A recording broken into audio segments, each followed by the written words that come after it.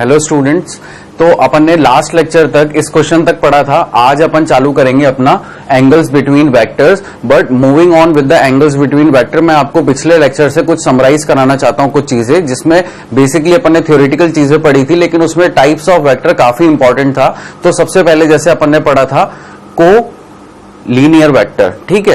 Collinear vector के अंदर अपन ने क्या देखे थे, ऐसे वेक्टर्स जो कि पॉजिटिव साइड में हो या नेगेटिव साइड में हो, लेकिन वो सेम लाइन पे होने चाहिए। फिर अपन ने देखा था पैरेलल वेक्टर्स। पैरेलल वेक्टर्स कैसे, दो वेक्टर जो कि आपस में पैरेलल हैं, जिनका सेम डायरेक्शन है या लाइक डायरेक्शंस अपन कह सकते हैं, लाइक वेक्टर्स भी उन्हें कहा जा सकता है, लेकिन उनका मैग्नीट्यूड अलग अलग होता है। तो पैरेलल वेक्टर को अपन कैसे लिख सकते हैं, पैरेलल वेक्टर जैसे ए वेक्टर, ये आपका ए वेक्टर है, और अगर सपोज कीजिए कि ये पैरेलल है आपके बी वेक्टर से, तो अपन इसको ऐसे लिख सकते हैं A is equals to M B, यानी कि A vector is equals to M B vector. यहाँ पे जो एम है ये आपका कुछ कांस्टेंट है, वो कितना होगा वो अपन जब क्वेश्चन देखेंगे तब पता चलता है। क्यों मैं ऐसा क्यों लिखा हूं यहाँ पे, क्योंकि अपने को ये तो पता है ए और बी वेक्टर जो है आपस में पैरेलल है, इनका सेम डायरेक्शन है, लेकिन आप देख सकते हैं ए की लेंथ छोटी है तो इसका मैग्नीट्यूड छोटा होगा, बी की लेंथ बड़ी है तो इसका मैग्नीट्यूड बड़ा होगा। तो अपने को मैग्नीट्यूड कितना होगा अगर अपने को कभी निकालना पड़ जाए तो अपन बिल्कुल निकाल सकते हैं इस सिंपल से फॉर्मूले से।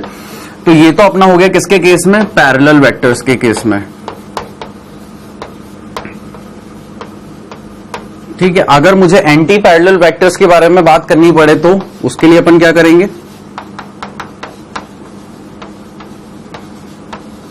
एंटी पैरेलल वेक्टर्स के लिए अपन ऐसे लिख सकते हैं A vector is equals to minus of M, और बी वेक्टर या कैपिटल बी ले लेते हैं अपन इसे। सपोज कीजिए कि ये जो लाइन थी आपकी, ये ए वेक्टर था, और ये जो बी वेक्टर है जो कि इसके पैरेलल है, लेकिन इसका डायरेक्शन किधर है, दूसरी साइड, और दोनों के ही मैग्नीट्यूड क्या है, अलग हैं। तो अपन उसको इस तरह से इस वाले फॉर्मूले से रिप्रेजेंट कर सकते हैं। पैरेलल के लिए भी हो गया और एंटी पैरेलल के लिए भी हो गया। चलिए इसके आगे अपन ने क्या पढ़ा था, इसके आगे अपन ने इक्वल वेक्टर्स और नेगेटिव वेक्टर्स पढ़े थे। इक्वल वेक्टर्स में अपन ने क्या बोला था कि दो ऐसे वेक्टर जिनका डायरेक्शन भी सेम है, मैग्नीट्यूड भी सेम है, तो और वो आपस में पैरेलल भी हैं। नेगेटिव वेक्टर्स ऐसे वेक्टर्स जो कि उनका डायरेक्शन डिफरेंट है, पैरेलल हैं और मैग्नीट्यूड भी सेम है। फिर अपन ने देखा था ऑर्थोगोनल, ऐसे दो वेक्टर्स जो आपस में 90 डिग्री पे होते हैं। फिर अपन ने देखा था को इनिशियल वेक्टर, ऐसे वेक्टर जो कि एक ही पॉइंट से स्टार्ट होते हैं। फिर अपन ने देखा कोप्लेनर वेक्टर, ऐसे वेक्टर्स जो कि एक ही प्लेन में रहते हैं। तो कोप्लेनर वेक्टर के बारे में खासियत ये होती है कि कोप्लेनर वेक्टर में मिनिमम जो है अपने तीन जो है अनइक्वल वेक्टर्स होने चाहिए, और उसका अपन कैसे निडोट कर सकते हैं, suppose A is equals to M of B vector plus N of C vector, ठीक है। ये आपका कोप्लेनर वेक्टर बनाते हैं अपन, ये एक्स एक्सिस, ये आपका वाई एक्सिस। सपोज ये तीन वेक्टर मैंने बना दिए ए, बी और सी, इनका सबका मैग्नीट्यूड अलग होता है, तो अपन इसको कोप्लेनर वेक्टर को इस तरह से रिप्रेजेंट कर सकते हैं अगर तीन वेक्टर्स के बारे में बात कर रहे हैं तो अपन। और जो तीन अनइक्वल वेक्टर होंगे उनका सम जो होगा वो क्या होगा, 0 होगा। तो ये अपन चीजें अपन ने देखी थी लास्ट लेक्चर तक। अब अपन देखेंगे आगे एंगल बिटवीन वेक्टर्स। तो आप इन तीन फॉर्मूलोस को याद रखना, ये अपने आगे क्वेश्चन लगाने में हेल्प करेंगे। वैसे तो फॉर्मूलेस की जरूरत नहीं पड़ती, अगर अपने को वेक्टर बहुत अच्छे से समझ में आ जाए तो अपन अपने इमेजिनेशन से ही उनको सॉल्व कर सकते हैं।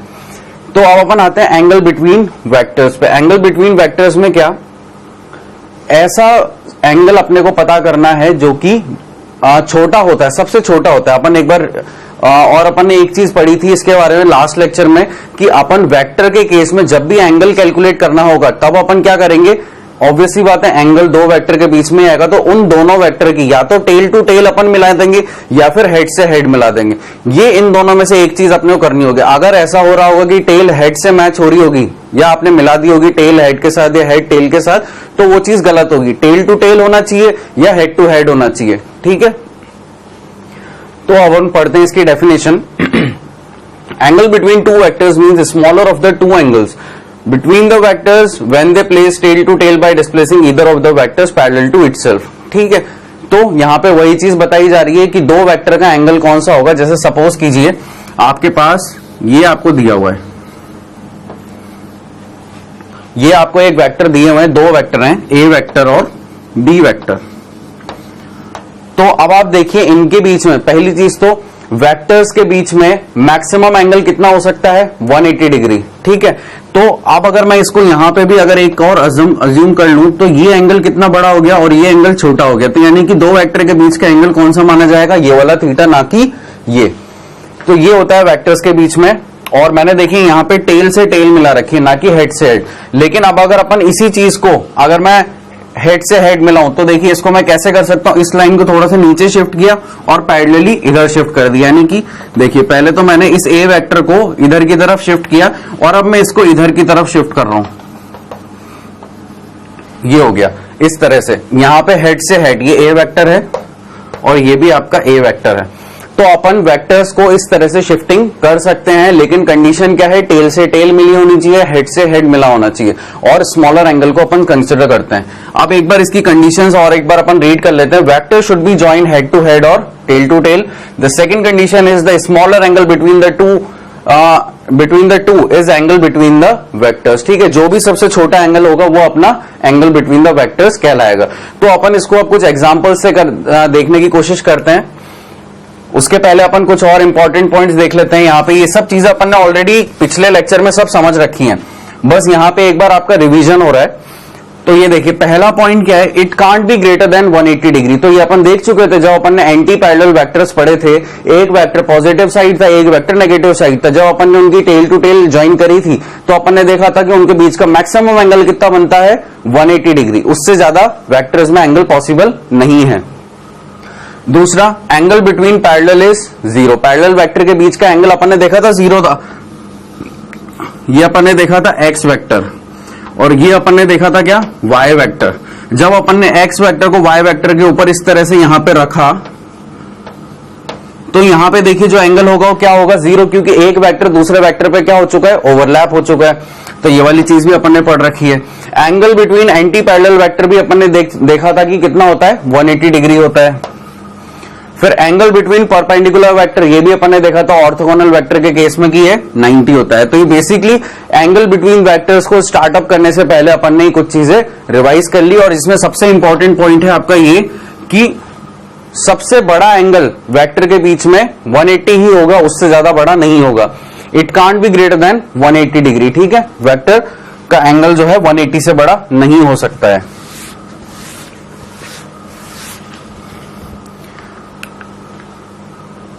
अब अपन ये एग्जांपल लेते हैं। इस एग्जांपल में क्या कह रहा है, 3 vectors A vector, B vector and C vector are shown in the figure. और ये फिगर्स हैं, यहाँ पे ए वेक्टर है, बी वेक्टर है और सी वेक्टर है, ये यहाँ पे अपन देख सकते हैं।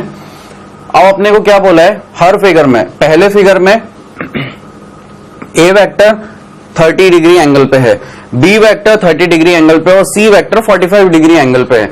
अभी अपने से क्या पूछ रहा है, पहले ही अपने से पूछ रहा है ए और बी में कितना एंगल बनेगा, दूसरे पूछ रहा है बी और सी में कितना एंगल बनेगा और ए और सी में कितना एंगल बनेगा।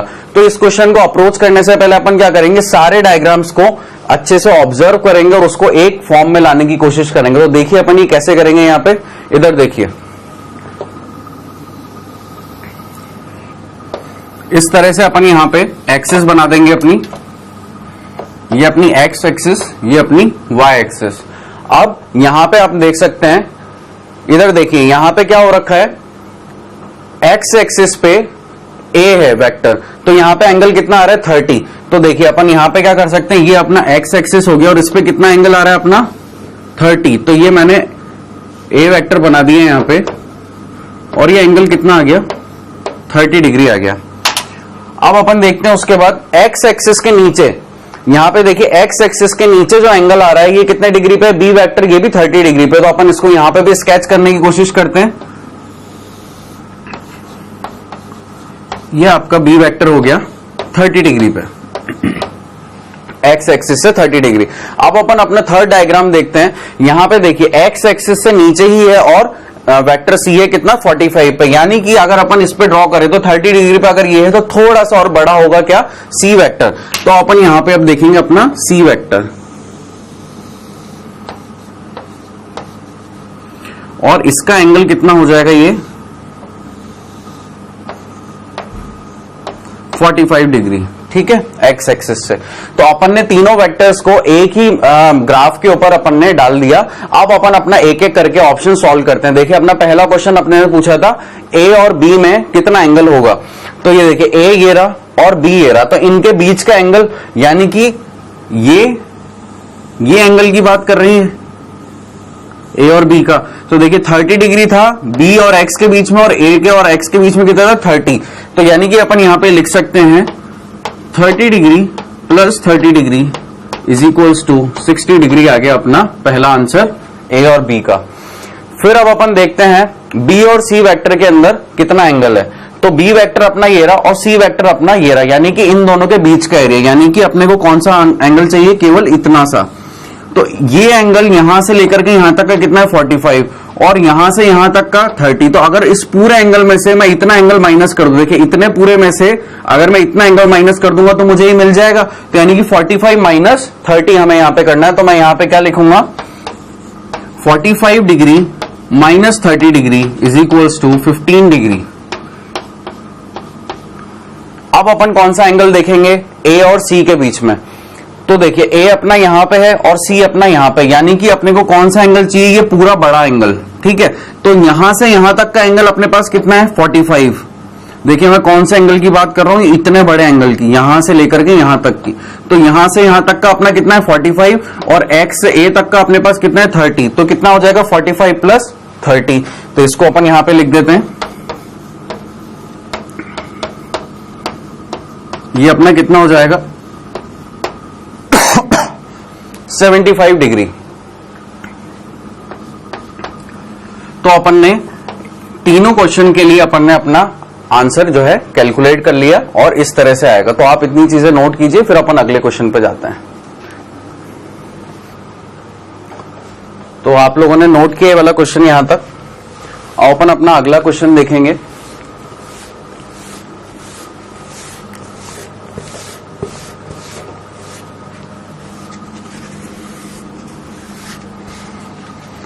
तो यहां पे अपने को क्या करना है, ए वेक्टर और बी वेक्टर के बीच में अपने को एंगल फाइंड आउट करना है। और ए वेक्टर अपने को दिया हुआ है इतना, और बी वेक्टर अपने को दिया हुआ है इतना। इस तरह से अपना डायग्राम है, उनके बीच में कितना है 150 डिग्री एंगल है। तो अपन अपनी चीजें रिवाइज करेंगे। अपन ने क्या देखा था, एंगल कब फाइंड आउट कर सकते हैं, जब टेल से टेल मिली हुई हो या फिर हेड से हेड मिला हुआ हो। इस वेक्टर के अंदर आप इस डायग्राम के अंदर ये चीज नोटिस करिए कि यहां पे ये क्या है हेड, और ये क्या है टेल। तो क्या मैंने आपको बताया था कि हेड और टेल जब भी मिले हुए हैं तो अपन को एंगल फाइंड आउट करना चाहिए? नहीं, मैंने ऐसा नहीं बताया। मैंने क्या कहा था, या तो टेल से टेल या हेड से हेड। तो अपन कोशिश करेंगे कि यहां पे इसकी टेल आ जाए। वो कैसे आएगी, जब अपन इस वेक्टर को आगे की तरफ शिफ्ट कर देंगे। तो ऐसा अपन बिल्कुल कर सकते हैं, ये वाली शिफ्टिंग अलाउड है वेक्टर्स के केस में। तो अपन ने क्या किया, इस वेक्टर को आगे शिफ्ट कर दिया, और ये अपना क्या हो गया, ए वेक्टर हो गया। इस वेक्टर को मैंने आगे शिफ्ट कर दिया ऐसे कि जो इसकी टेल है वो इससे कनेक्ट हो जाए। अगर मैंने ऐसा कर दिया तो अब क्या होगा, ये वाला एंगल अपने को फाइंड आउट करना है, क्योंकि यही है इसका क्या होगा, स्मॉलेस्ट एंगल होगा। मैंने क्या कहा था, दो वेक्टर्स के बीच का स्मॉलेस्ट एंगल ही क्या होता है, अपना रिक्वायर्ड एंगल होता है। तो ये वाला एंगल तो अपने को पता ही था कि 150 है, और अपन ने देखा था कि दो वेक्टर्स के बीच में मैक्सिमम एंगल कितना बन सकता है 180, इससे ज्यादा क्रॉस नहीं हो सकता है। तो यानी कि मैं क्या लिख सकता हूं, 150 degree plus theta is equals to 180 degree, ऐसा लिख सकता हूं। तो थीटा मेरे पास कितना आ जाएगा, 180 डिग्री माइनस 150 डिग्री। तो थीटा अपने पास कितना आ गया 30 डिग्री। ये रिक्वायर्ड अपने पास कितना आ गया 30 डिग्री। इस तरह से अपन ने इस क्वेश्चन को सॉल्व किया, काफी इजी था। अगला क्वेश्चन देखते हैं अपन।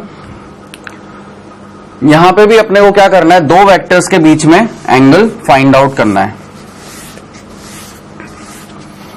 हमेशा वही वाली चीज अपन ध्यान रखेंगे कि एंगल कैसे फाइंड आउट होगा, जब टेल से टेल मिली हुई होगी या हेड से हेड मिला हुआ होगा। तो यहां पे अपने को क्या करना है कि अपने को ए और बी वेक्टर गिवन है, और अगर अपन यहां पे अगर अपनी चीज रिवाइज करें तो अपना हमेशा टेल टू टेल या हेड टू हेड वेक्टर आपस में जुड़े हुए होने चाहिए, तभी अपन एंगल फाइंड आउट कर सकते हैं। यहां पे हेड और टेल आ रहा है, तो अपन क्या करेंगे, यहाँ पे टेल टू टेल इसको कनेक्ट करने की कोशिश करेंगे। तो अपन इस वेक्टर को आगे की तरफ सरका देंगे और वो कुछ हो जाएगा इस तरह से। ये हो गया आपका ए वेक्टर। अब यहाँ पे टेल टू टेल कनेक्टेड है, तो यहाँ पे जो भी स्मॉलर एंगल बनता है वही अपने को कैलकुलेट करना पड़ता है, यानी कि थीटा अपने को फाइंड आउट करना है। तो अब अगर इसको अपने को फाइंड आउट करना है तो अपन कैसे लिख सकते हैं, देखिए ये पूरा एंगल कितना हो जाएगा 180। तो अपन लिख सकते हैं theta plus 150 degree is equals to 180 degree. तो theta is equals to 180 degree minus 150 degree. तो थीटा अपने पास कितना आ जाएगा 30 डिग्री। यही अपना रिक्वायर्ड आंसर है कि ए और बी के बीच का एंगल कितना आ गया 30 डिग्री। अगला क्वेश्चन देखते हैं अपन। अगला क्वेश्चन है, यहां पे अपने को ए और बी के बीच में एंगल फाइंड आउट करना है और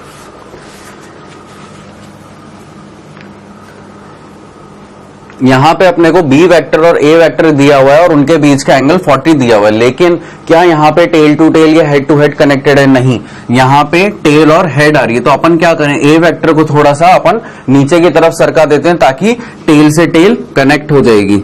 तो देखिए यहां पे अपन ने इसको नीचे की तरफ सरका दिया और ये कुछ इस तरह से अपना ए वेक्टर हो गया। अब आप देखिए ये एक स्ट्रेट लाइन अगर अपन इसको माने और यहां पे एक एंगल है, तो ये पूरा एंगल कितना हो जाएगा 180। तो अपने को जो रिक्वायर्ड एंगल फाइंड आउट करना है उसको अपन ने थीटा डाल दिया। तो अपन ऐसा लिख सकते हैं theta plus 40 degree is equals to 180 degree. तो थीटा अपने पास कितना आ जाएगा 180 degree minus 40 degree is equals to 140 degree. ये अपना रिक्वायर्ड एंगल आ गया ए और बी के बीच में। अगला देखते हैं क्वेश्चन। यहां पे अपने को बहुत सारे एंगल कैलकुलेट करने हैं, ए बी बी सी और सी ए। तो अपने को डायग्राम दिया हुआ है कुछ ऐसा। तो देखते हैं अपन सबसे पहले find angle between A and B. तो ए अपना ये हो गया और बी ये हो गया, लेकिन ए और बी जो है टेल और हेड कनेक्टेड है। तो ए और बी को अपन ने क्या किया, टेल से टेल मिला दिया।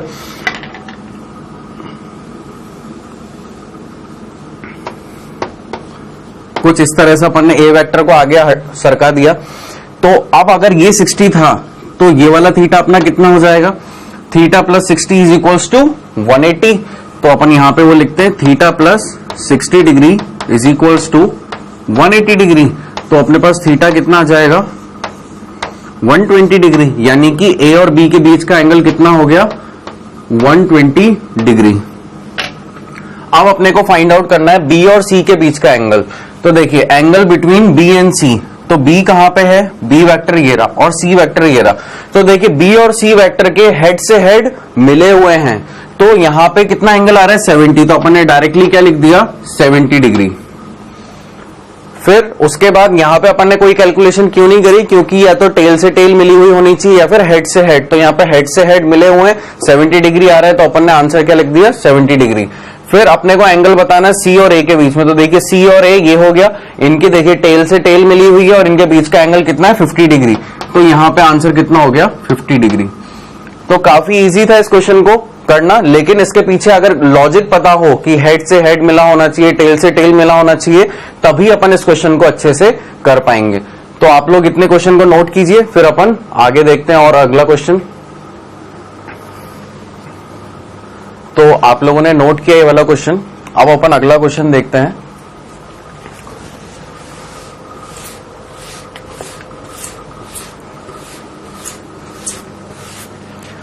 देखिए अब इस क्वेश्चन में भी अपने को क्या है, फाइंड तो सेम चीज करनी है और यहाँ पे अपने को तीन वेक्टर गिवन है ए बी और सी। ए और बी के बीच का अपने को एंगल कितना दिया हुआ है 120, टेल से टेल मिली हुई है। यहाँ पे बी और सी के बीच का एंगल अपने को देखना पड़ेगा, क्योंकि यहाँ पे तो हेड है और यहाँ पे टेल है। तो सबसे पहले अपन ए और बी के बीच का एंगल देखें तो कितना हो जाएगा डायरेक्टली 120 डिग्री। अब बी और सी के बीच का वेक्टर देखना है तो अपन को क्या करना पड़ेगा, बी को शिफ्ट करना पड़ेगा। तो अपन ने बी वेक्टर को यहां से इस तरह से शिफ्ट किया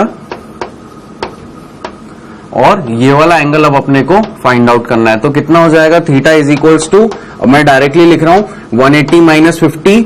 और क्यों लिख रहा हूं आपको अंदाजा है ही सही इस चीज का। तो कितना आ गया अपने पास 30 डिग्री। तो बी और सी के बीच का एंगल कितना हो गया 30 डिग्री।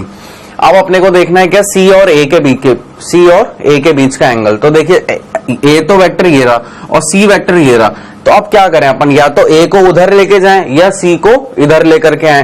तो अपन ने क्या किया, सी वेक्टर को इधर लाने की अपन कोशिश करें या ए को वहां ले जाते हैं। तो देखते हैं अपन क्या करें, इसमें कौन सा अपने लिए बेनिफिशियल रहेगा। अपन ऐसा करते हैं, ए वेक्टर को इधर ले आते हैं। तो देखिए मैं ए वेक्टर यहां पे ये मैंने ड्रॉ कर दिया आपका ए वेक्टर, ठीक है। और ए वेक्टर का इस एक्सिस के अराउंड कितना एंगल हो गया ये टोटल, इसको मैं व्हाइट उससे लिख देता हूं। ये वाला जो पूरा एंगल है ये कितना है, 120 डिग्री है। अब अपने को फाइंड आउट क्या करना है, ए और सी के बीच का। देखिए ए वेक्टर ये है और सी वेक्टर ये है, इनके बीच का एंगल यानी कि ये, तो ये पूरा का पूरा 120 है और इतना एंगल अपन ने निकाला कितना आया, 30। तो इतना एंगल निकालने के लिए अपने को क्या करना पड़ेगा, पूरे इतने बड़े एंगल में से अगर अपन ने इतना एंगल माइनस कर दिया तो ये एंगल मिल जाएगा अपने को। तो क्या करेंगे अपन इसके लिए, देखिए यहां पे जो अपने को फाइंड आउट करना है, सपोज वो θ1 हो गया। तो अब देखिए अपन क्या करेंगे, θ1 is equals to 120 degree minus 30 degree. तो अपना θ1 कितना आ जाएगा, 120 में से 30 गए तो 90 डिग्री। तो अपना ये सी और ए के बीच का एंगल कितना हो गया, 90 डिग्री, ठीक है। तो ये एक तरीका था इसको कैलकुलेट करने का। इसके अलावा भी अगर आपको कुछ और तरीका निकालना होता तो आप क्या कर सकते थे, बहुत तरीके तो बहुत है यहाँ पे चीजें कैलकुलेट करने के लिए। आपको ये वाला एंगल कैलकुलेट करना था जिसको अपन केवल इतने एंगल को अपन ने बोला था कितना, θ1। तो θ1 आपको अननोन है, थीटा आपको नोन है 30 डिग्री, और यहां से यहां तक का एंगल आपको कितना हो जाता, अगर सपोज मैं ये वाली लाइन को इधर एक्सटेंड कर दूं तो जो ये एंगल है वही तो ये वाला एंगल होता, सही बात है। तो ये वाला एंगल कितना हो जाता, 180 माइनस 120, तो कितना हो जाता है ये वाला एंगल, 60 डिग्री। तो देखिए अगर ये वाला एंगल 60 डिग्री हो जाता है, इतना एंगल 60, इतना अपने को फाइंड आउट करना और इतना 30 अपने को पता है। तो एक और तरीका क्या हो गया, यहाँ पे देखिए 60 degree plus θ1 plus 30 degree is equals to 180 degree. क्यों, क्योंकि पूरा अपना कितना एंगल हो गया है 180। तो θ1 यहां से अपना कितना आ जाएगा, 6 प्लस 3 कितना हो गया 9। तो 180 डिग्री माइनस ऑफ 90 डिग्री, तो θ1 अपने पास आ जाता है क्या, 90 डिग्री। तो आप कैसे भी सॉल्व कीजिए आपका आंसर तो कितना आएगा, 90 डिग्री आएगा। तरीका कुछ भी हो लेकिन होना सही चाहिए, ज्योमेट्री अच्छे से अप्लाई होनी चाहिए। तो अपन ने इस केस के लिए इजीली फाइंड आउट कर लिए तीनों की तीनों चीजें। अब अपन अपना अगला क्वेश्चन देखेंगे।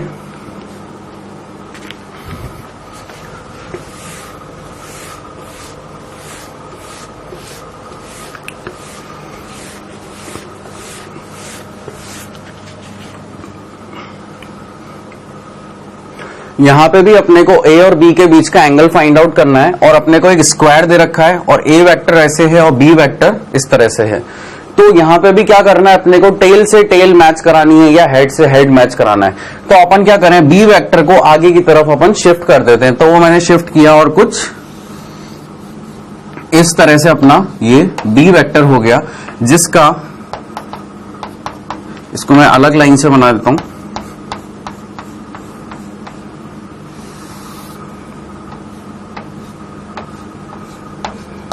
ये आपका सपोज कीजिए कि एक्सिस है, ठीक है। इस एक्सिस से नीचे की तरफ जो ये एंगल बना रहा है ये कितना है, 30 डिग्री है बी वेक्टर का, और ए वेक्टर का 45 डिग्री। अब देखिए अगर ये एक एक्सिस है और अगर ये 45 डिग्री इतना बन रहा है तो इतना एंगल भी क्या होगा, 45 डिग्री ही होगा, क्योंकि इतना तो परपेंडिकुलर बन रहा है, ये 90 डिग्री हो रहा है। तो 90 का हाफ कितना हो जाएगा, 45। तो अपने को कुछ एंगल इस तरह से मिल गया। अब वो क्या पूछ रहा है, find the angle between A and B.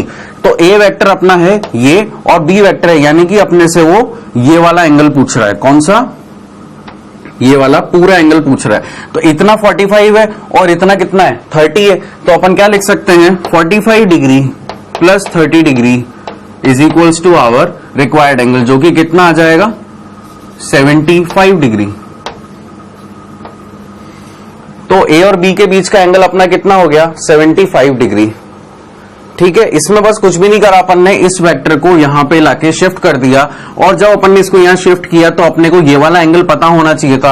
अगर ये एंगल 45 है तो 90 माइनस 45 ये कितना होगा 45, क्योंकि यहां से यहां तक ये कितना बन रहा है, जो इतना एंगल बन रहा है ये राइट एंगल है, ये इतना, ये आप देखिए ये और ये वाली लाइन, अगर ये 90 है तो ये अगर आधा 45 है तो बाकी का भी कितना होगा 45, और ए ये है और बी है, तो यानी कि अपने को जो एंगल कैलकुलेट करना था वो इतना एंगल कैलकुलेट करना था, 45 प्लस 30, आंसर आ गया अपना 75 डिग्री।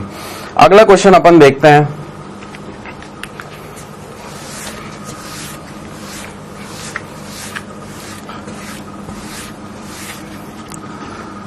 तो अब अपना अगला क्वेश्चन है, angle between A and B is 60 degree and angle between B and C is 50 degree, then find the angle between A and सी।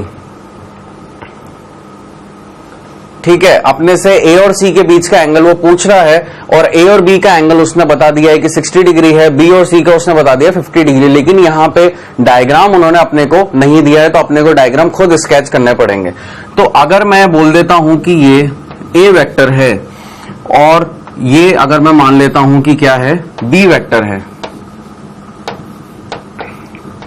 और इनके बीच का एंगल कितना है 60 डिग्री है, और वो क्या बोल रहा है बी और सी के बीच का एंगल कितना है 50 डिग्री है, तो यानी कि अगर मैं इसको सी वेक्टर मान लेता हूं तो इनके बीच का एंगल कितना है 50 डिग्री है।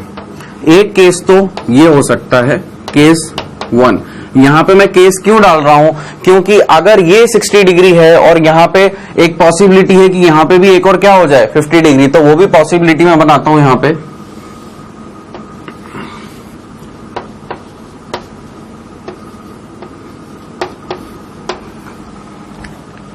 और ये हो गया अपना क्या सी वेक्टर।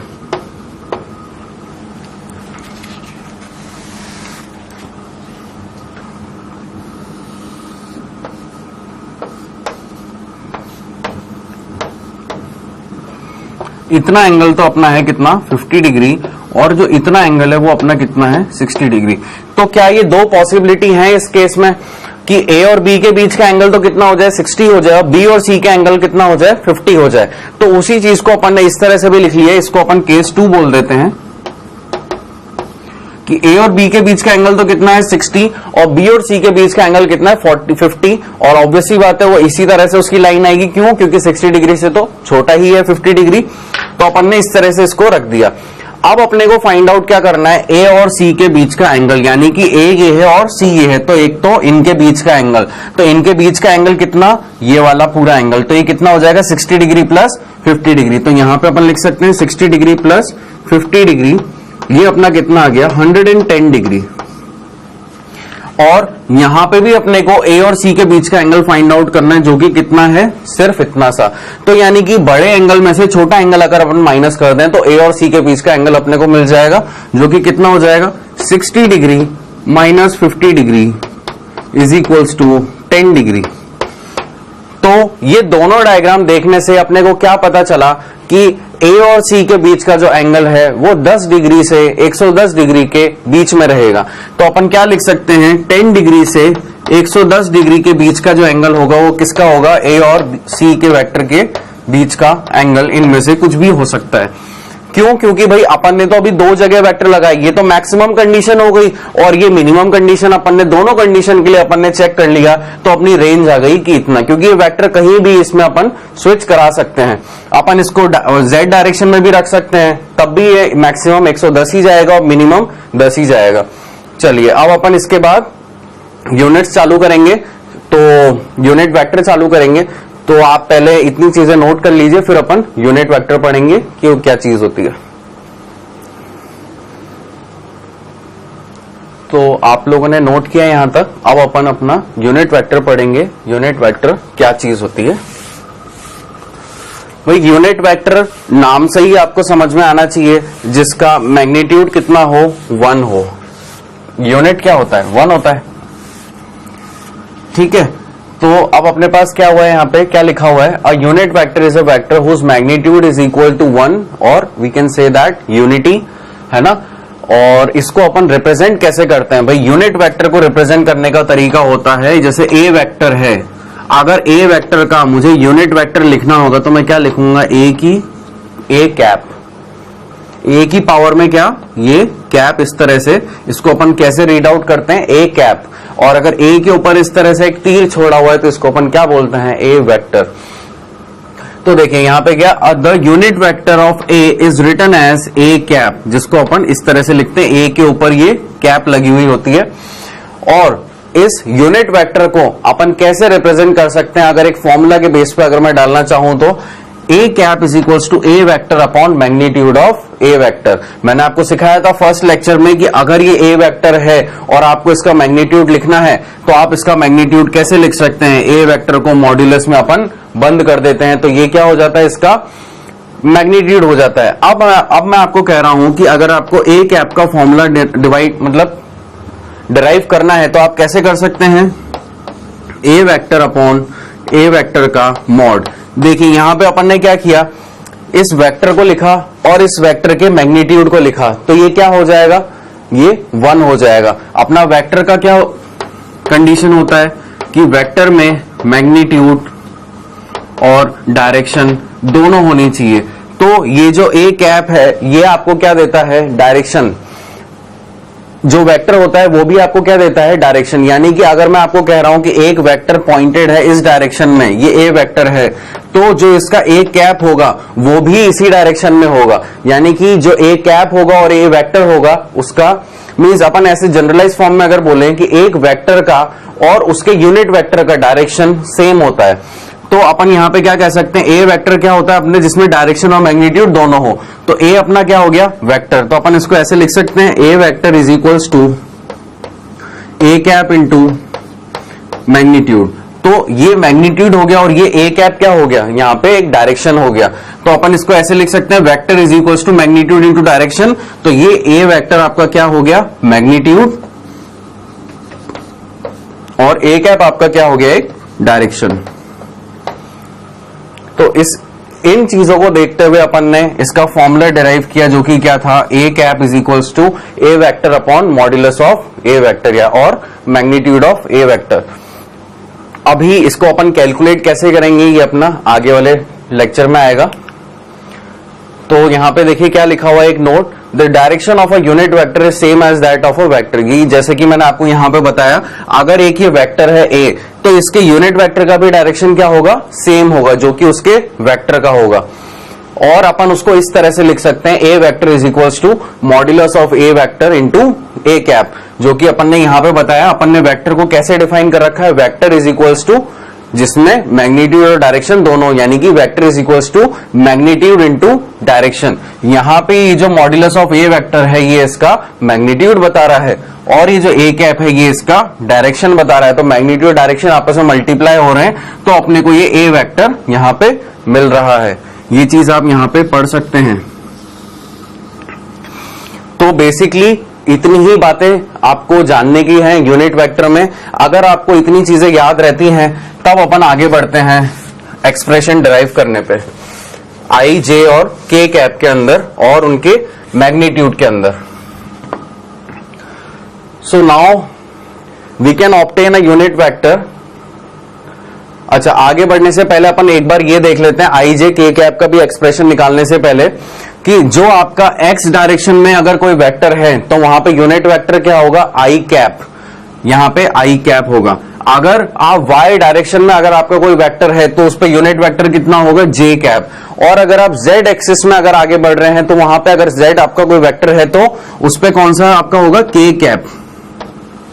ठीक है, ये चीजें अपने को याद रखनी चाहिए कि I cap is the unit vector along X axis, J cap is the unit vector along Y axis, and K cap is the unit vector along Z axis. अगर आपको इतनी चीजें पता है तो फिर अब अपन आगे बढ़ेंगे।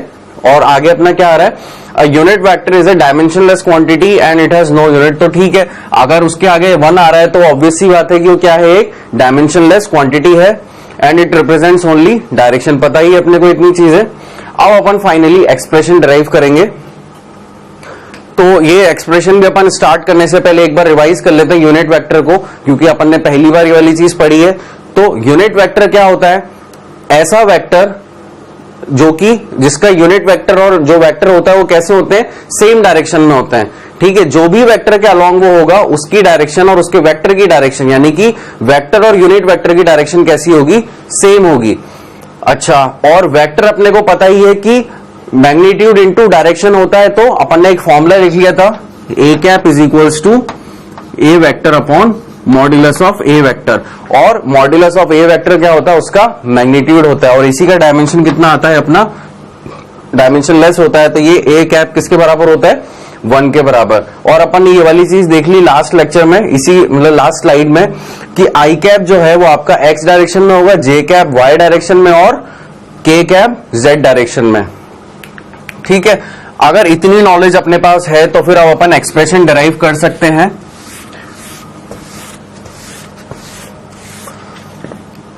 तो देखिए यहां पे आपको एक डायग्राम दिया हुआ है, इस डायग्राम के अंदर आपके पास एक एक्स एक्सिस है, एक वाई एक्सिस है और एक जेड एक्सिस है, और हर एक्सिस के अलोंग उनका यूनिट वेक्टर काम कर रहा है, यानी कि एक्स एक्सिस के अलोंग आई कैप, वाई के along J cap and Z के अलोंग के कैप। आप यहां पे देख सकते हैं हर जगह आपका यूनिट वेक्टर अपनी जगह पे काम कर रहा है और उनका भी वही डायरेक्शन है जो उनके वेक्टर का है। अब यहां पे क्या हो रहा है, एक सिचुएशन है, इस डायग्राम में एक सिचुएशन है कि एक पार्टिकल है जो ओ पोजीशन से स्टार्ट हुआ और कहां तक आया, ए तक आया, और कितना चल गया, 4 मीटर। ठीक है, सपोज अपन यूनिट दे तो 4 मीटर, वरना आप बिना यूनिट के भी एज 4 मान सकते हैं इसे। तो ये यहां से लेकर के और यहां तक चला ये। ठीक है, इसके बाद ये क्या हुआ, ए से बी गया ये, तो यहां से अपन ने ये ए से बी इसको चला दिया। अब ए से बी चलने के बाद ये क्या हुआ, ये बी से सी गया, यानी कि पहले तो ये एक्स डायरेक्शन में गया, फिर वाई डायरेक्शन में गया, और अब अगर आप फिगर में अच्छे से देख पा रहे हैं तो ये कहां आ रहा है, ये जेड डायरेक्शन में मूव कर रहा है, यानी कि ये इधर की तरफ आ रहा है।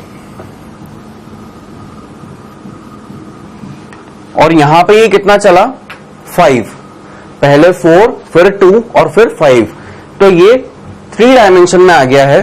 और अब अपने को देखिए इसका डिस्टेंस अगर अपने को कैलकुलेट करना हो तो इतना 4 + 2 6 एंड 5 11 तो इसका डिस्टेंस हो गया। लेकिन अगर अपने को इसका डिस्प्लेसमेंट फाइंड आउट करना हो तो डिस्प्लेसमेंट क्या हो गया इसका, ये वाला वेक्टर।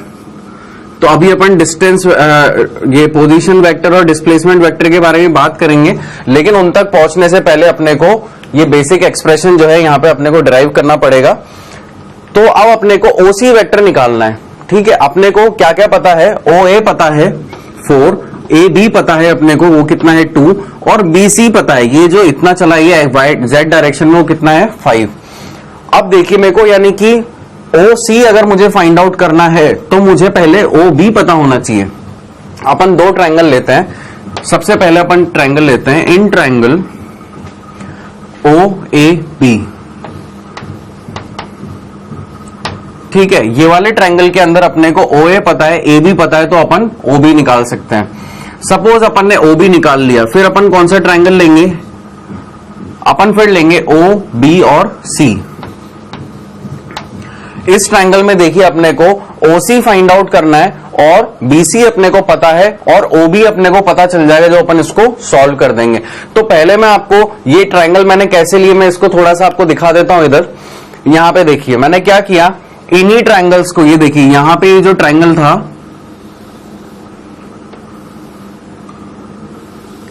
ये जो ट्रायंगल था इसको मैंने सेपरेट आउट करके आपको यहां पे दिखा दिया, ओ ए बी, जो कि अपन ने यहां पे लिया है।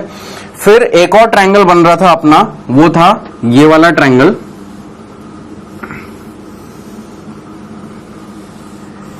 ये वाला जो ट्रायंगल था इसको मैंने आपको, ये जो 3D में जो एक ट्रायंगल बन रहा था इसको मैंने आपको अलग करके यहां पे दिखा दिया, ओ बी सी।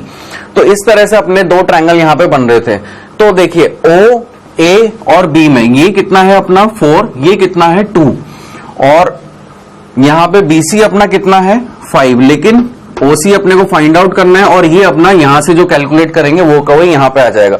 तो सबसे पहले अपनी रिक्वायरमेंट है क्या, ओ बी फाइंड आउट करने की। तो अपन देखते हैं कितना आएगा वो अपना, O B square is equals to A B square plus O A square.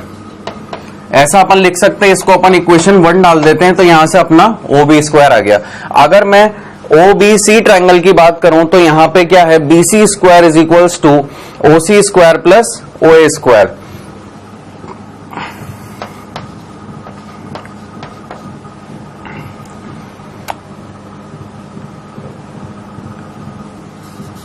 यहां पे अपन किसको अपन हाइपोटेन्यूस मान सकते हैं, देखिए OC square is equals to अपन लिख सकते हैं OB square plus BC square, ऐसे लिख सकते हैं अपन यहां पे OC square is equals to BC square plus OB square. इसको अपन अपनी इक्वेशन नंबर 2 अगर कह दें तो देखिए OB स्क्वायर की जगह अपन क्या लिख सकते हैं, AB square plus OA square.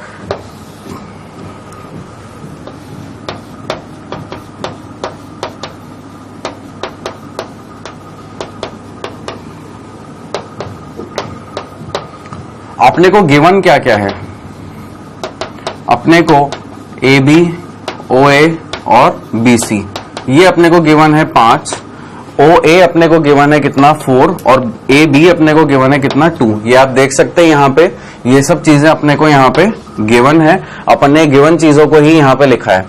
तो अब देखिए इनका अपने को क्या करना है, स्क्वायर। तो OC square is equals to सबसे पहले किसका, AB का, यानी कि 4 का 2 का स्क्वायर प्लस 4 का स्क्वायर 16 प्लस 5 का स्क्वायर 25।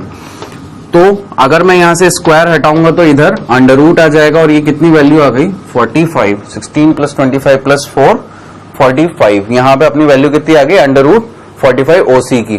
तो ये जो अपना डिस्प्लेसमेंट हुआ था ये वाला, ये कितना आ गया अपना 45। तो अपन इजीली लिख सकते हैं अपना आंसर यहाँ पे इस तरह से। तो आपको समझ में अपन ने यहाँ पे क्या किया, इसी चीज को अपन आगे देखते हैं। यहाँ पे इतनी चीज मैं यहाँ पे रब कर देता हूं।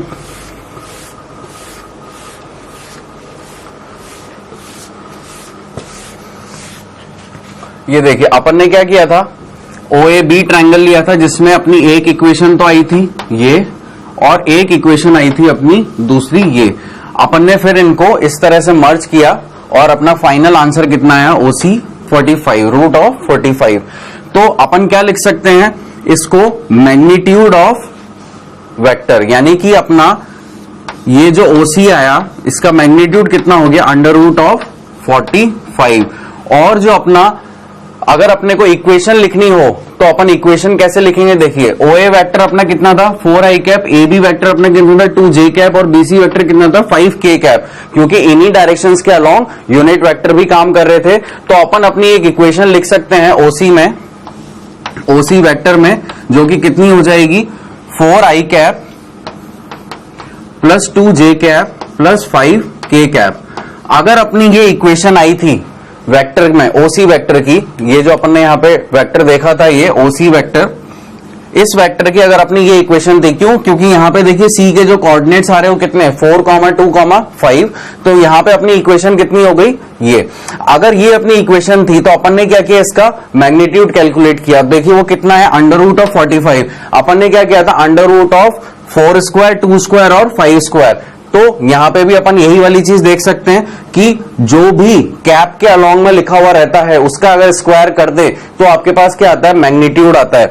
तो अपन अगर इसका कैप लिखना चाहें OC कैप, वो कितना हो जाएगा OC वेक्टर अपॉन OC का मैग्नीट्यूड, यानी कि 4i cap plus 2j cap plus 5k cap upon under root of 45। ये इसका मैग्नीट्यूड हो गया। आप इसको इंडिविजुअली ब्रेक करके कुछ इस तरह से भी लिख सकते हैं जैसा मैंने यहां पे लिखा हुआ है। आप इसको इस तरह से भी लिख सकते हैं, ठीक है। तो यही चीज अपन ने कैलकुलेट कर ली। अब अगर अपने को इतनी चीजें पता चल रही हैं तो अपन इसको एक जनरलाइज फॉर्म में भी लिख सकते हैं। वो जनरलाइज फॉर्म में कैसे होगा, यहां पे वही चीज लिखी हुई है कि कैप का और वेक्टर का डायरेक्शन सेम होता है। तो अब यहां पे आप देखिए, in general if we have a point P in space whose coordinate are x, y, z, then a vector from origin O to P is known as the position vector of P। तो देखिए अब अपन क्या कर रहे हैं, मैं आपको अब रिलेट कराऊंगा जो अपन ने एक नॉर्मल कैलकुलेशन की उसको जनरलाइज वे में। अपने पास 3 वेक्टर आए थे, एक एक्स डायरेक्शन में, एक वाई में और एक जेड में, तब अपन ने उसका वेक्टर और मैग्नीट्यूड और उसका कैप अपन ने फाइंड आउट किया, यूनिट वेक्टर अपन ने फाइंड आउट किया। अगर अपने को केवल एक वेक्टर दिया हुआ है कुछ इस तरह से, जिसका कोऑर्डिनेट है अपने पास एक्स वाई जेड, वहां पे क्या हो रहा था, पहले इधर गए, उधर गए और फिर इधर आए थे, और फिर यहां पे आने के बाद अपने को सी का कोऑर्डिनेट कुछ मिल रहा था एक्स वाई जेड, तो अपन ने उसका वेक्टर और यूनिट वेक्टर कैलकुलेट किया था। यहां पे क्या कर रहे हैं फिर अपन, जब अपन ने इतनी मेहनत एक बार कर ही ली है तो अपन उसी चीज को जनरलाइज क्यों नहीं कर देते हैं। तो अब अगर अपने को इसका वेक्टर लिखना होगा तो अपन क्या लिखेंगे, OP vector is equals to X I cap plus Y J cap plus Z K cap. अपन इसको इस तरह से लिख सकते हैं एक वेक्टर की इक्वेशन। अच्छा, अगर ये वेक्टर की इक्वेशन हो गई तो इसका मैग्नीट्यूड कितना आ जाएगा, तो OP वेक्टर का magnitude is equals to under root of X square plus Y square plus Z square. क्या अपन ने वहां पे भी यही किया था, अपनी इक्वेशन क्या आई थी, 4i cap plus 2j cap plus 5k cap. तो अपन ने अंडर रूट में क्या किया था, 4 स्क्वायर 2 स्क्वायर प्लस 5 स्क्वायर था, अपना अंडर रूट 45 उसका मैग्नीट्यूड आया था। तो अपन ने उसको भी यहां पे क्या कर दिया, जनरलाइज कर दिया। अब मुझे अगर इसका यूनिट वेक्टर लिखना होगा तो मैं क्या लिखूंगा, इसको इस तरह से मैं इसको लिख सकता हूं, और इसको अगर मैं एक्सपैंड करके लिखूं तो X I cap plus Y J cap plus Z K cap upon under root of X square plus Y square plus Z square, ये आपका क्या हो गया, ओपी कैप। तो यहां पे अपन ने इस डायग्राम से चीजों को जनरलाइज किया। और अगर मैंने क्या किया, यहाँ पे O और P लिया, अगर मैं यहाँ पे OP ले रहा हूं तो मैं क्या कर रहा हूं, डबल लेटर का मैं यहाँ पे नोटेशन यूज कर रहा हूं, और यहाँ पे मेरे को R वेक्टर इन्होंने दे रखा है, तो मैं OP कैप की जगह अगर R कैप लिखूं तब भी कुछ गलत नहीं होगा। यहाँ पे OP वेक्टर की जगह अगर मैं R वेक्टर लिखूं तब भी गलत नहीं होगा, यहाँ पे R वेक्टर का मॉड लिखूं तब भी गलत नहीं होगा। ठीक है, तो इस तरह से अपन एक जनरलाइज अपन ने पैटर्न निकाल लिया कि वेक्टर को कैसे लिखना है कोऑर्डिनेट के अकॉर्डिंग, और उनका मैग्नीट्यूड कैसे लिखना है, और सिमिलरली यूनिट वेक्टर को कैसे लिखना है। तो आप यहां तक की चीजें नोट करिए, फिर अपन आगे पढ़ते हैं। और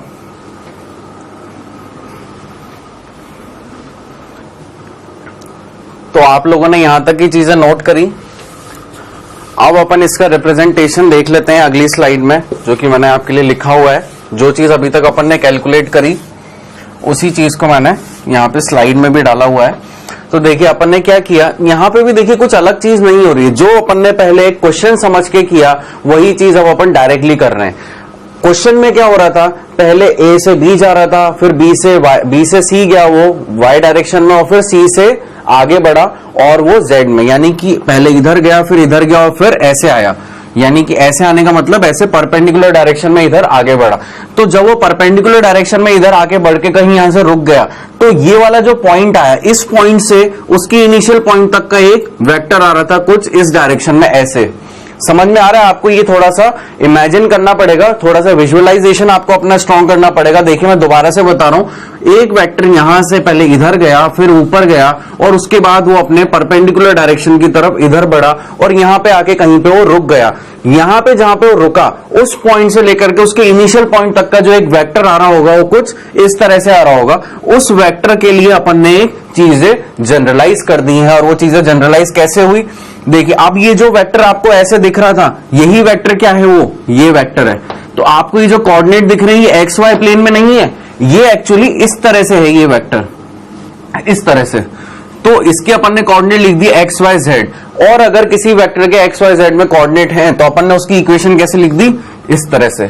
और फिर अपन ने उसका मैग्नीट्यूड लिखा। यहां पे थोड़ी सी एरर है टाइपिंग की, प्रिंटिंग मिस्टेक जिसे अपन बोल सकते हैं, आर वेक्टर का मैग्नीट्यूड। तो ये अपना इधर मैग्नीट्यूड अपन ने ऐसे कैलकुलेट कर लिया और यूनिट वेक्टर इस तरह से। यहां पे भी थोड़ी सी प्रिंटिंग मिस्टेक है, यहां पे आर वेक्टर का मैग्नीट्यूड आएगा। तो ये चीजें थी अपनी, जो कि काफी इजी था अपने को समझना, अगर अपन इमेजिन कर पाए तो। ठीक है, इस वेक्टर को कभी भी एक्स वाई प्लेन में मत मानना, ये इस तरह से है बाहर निकला हुआ। ठीक है, जब अपने को इतनी चीजें समझ में आ गई तो अब अपन आगे चलते हैं position vector and displacement vector की तरफ। सारी चीजें आप लोग नोट डाउन करते रहिए और कोशिश कीजिए हर चीज को समझने की। ताकि अपने को कोई भी चीज दोबारा देखनी नहीं पड़े कॉपी में से। तो अब अपन बात कर रहे हैं position vector and displacement vector की। क्या होते हैं ये पोजीशन वेक्टर? अगर मैंने आपको कह दिया, जैसे पिछले डायग्राम में अगर अपन एक केस लें, तो सपोज ये O से P वेक्टर है और इसकी पोजीशन आ रही है, तो वही क्या हो जाता है? Position vector. देखते हैं, चलिए आगे। ये पोजीशन वेक्टर है। यहां पे आपको एक डायग्राम दिया हुआ है, एक वेक्टर है R1, एक वेक्टर है क्या? R2। तो R1 की जो पोजीशन है वो आपको दी हुई है ये, और R2 की पोजीशन है वो आपको दी हुई है in the form of coordinate. तो इसे अपन क्या बोलेंगे? Position vector. यानी कि ऐसे मान लीजिए, अगर ये आपको एक पोजीशन मैंने दे दी और एक ये कोऑर्डिनेट दे दिए, आपने क्या किया? इन कोऑर्डिनेट की हेल्प से आपने वेक्टर बना दिए। ठीक है, तो यहां पे कैसे बोला गया है? If O is taken as reference, obviously origin अपना हर केस में एक रेफरेंस होता है, and A is any arbitrary point in space, then the vector OA and OB is called as the position vector. And A is any, instead of A इसको लिखना चाहिए A and B.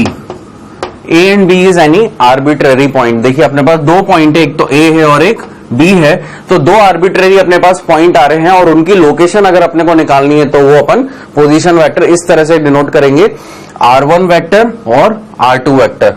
अब अगर आप इसमें अपने को इक्वेशन लिखनी है तो कोऑर्डिनेट के फॉर्म में अपन इक्वेशन लिख सकते हैं। आगे बढ़ते हैं, डिस्प्लेसमेंट वेक्टर देखते हैं। डिस्प्लेसमेंट वेक्टर क्या होते हैं? अब वही डायग्राम अपने पास वापस से आ रहा है और इस डायग्राम में देखिए अब क्या हो रहा है, ए से बी, अपने को ए और बी की पोजीशन तो मिल गई थी, ए और बी पोजीशन वेक्टर अपने पास आ गए थे, यानी कि R1 वेक्टर R2 वेक्टर अपने पास आ गया था। अब उन दोनों के बीच का जो डिस्टेंस है उसे अपन क्या बोलते हैं? Displacement, final minus initial. तो ए बी वेक्टर अपन कह सकते हैं इसको, ए बी वेक्टर ये अपना क्या हो जाएगा? Displacement vector. O A vector अपनी एक पोजीशन वेक्टर होगी, ओ बी वेक्टर अपनी एक और पोजीशन वेक्टर होगी। देखिए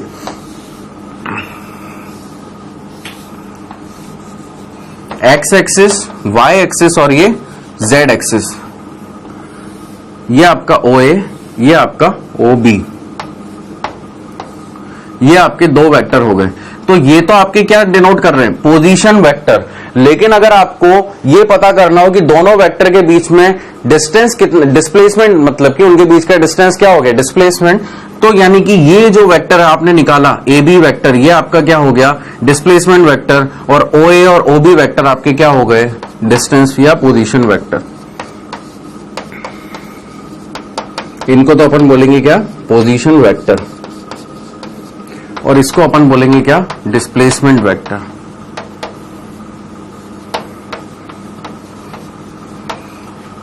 ठीक है, basically it tells us how much and in which direction an object can change its position and in a given interval of time.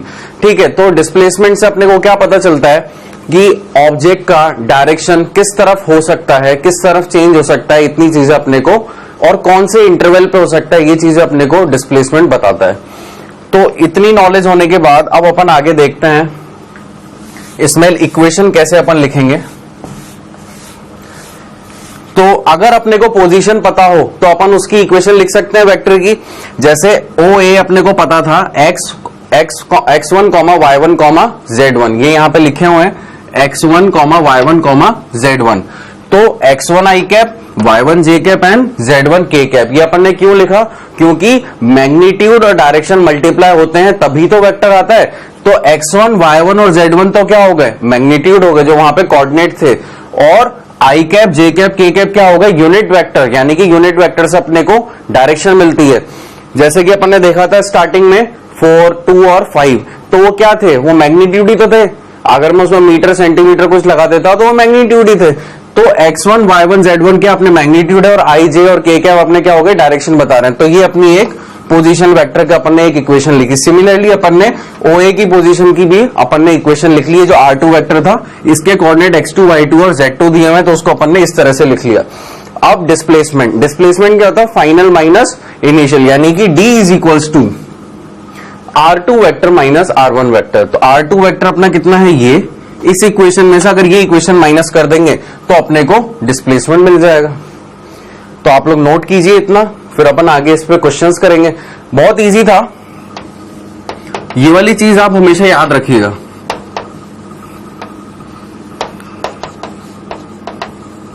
Final minus initial, इस चीज को आप कभी मत भूलिएगा। और यहां पे कंफ्यूजन मत कीजिएगा। यहां पे क्या हुआ है देखिए, आपने पहले आई कैप वाले एक साथ रख लिए, फिर जे कैप वाले एक साथ रख लिए, और फिर के कैप वाले एक साथ रख लिए, और उनको इस तरह से आपने इक्वेशन लिख दी। तो अपने डिस्प्लेसमेंट की इक्वेशन इस तरह से आ गई। अब अपन कुछ न्यूमेरिकल्स देखेंगे इसके बाद, आप पहले इतनी चीजें नोट कर लीजिए। तो अब अपन आगे इसके अंदर कुछ इंपॉर्टेंट पॉइंट्स देखेंगे, उसके बाद अपन इसका न्यूमेरिकल लेना स्टार्ट करेंगे।